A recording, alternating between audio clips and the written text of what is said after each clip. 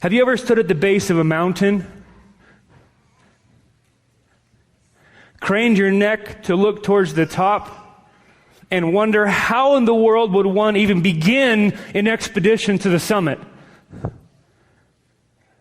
I have. Yesterday, in fact. But the mountain was not made up of rock and dirt. Rather, I was staring up at a massive mountain of grace. A mountain of mercy, unmerited favor, and kindness from the Lord to us as a church family.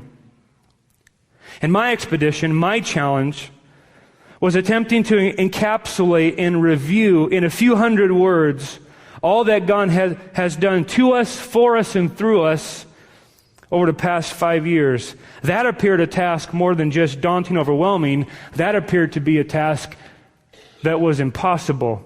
Impossible because, you see, not only has God been more gracious to us than we deserve, catch this, God has been more gracious to us than we can comprehend. So it's good every once in a while for a family to stop, look around, and explore the mountain of grace the Lord has placed them on. It's good for our perspective. It's good for our soul. And my goodness, what a view. Now, for those who might be new to GCC, it would be easy to walk in and think, wow, these guys appear like they have their act together. But if you've been around very long, that comment probably makes you chuckle. I heard laughter over here by some of our elders, I think.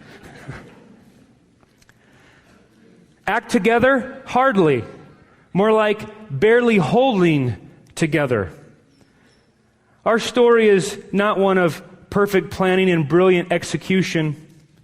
Our story is not about wise market analysis and careful strategizing. Our story is about a few simple believers who needed lots of help, who still need lots of help, who had no idea what they were doing, who made lots of mistakes and still make lots of mistakes, and who are still learning to trust Jesus in the normal everyday stuff of life. There is no band of heroes behind this story.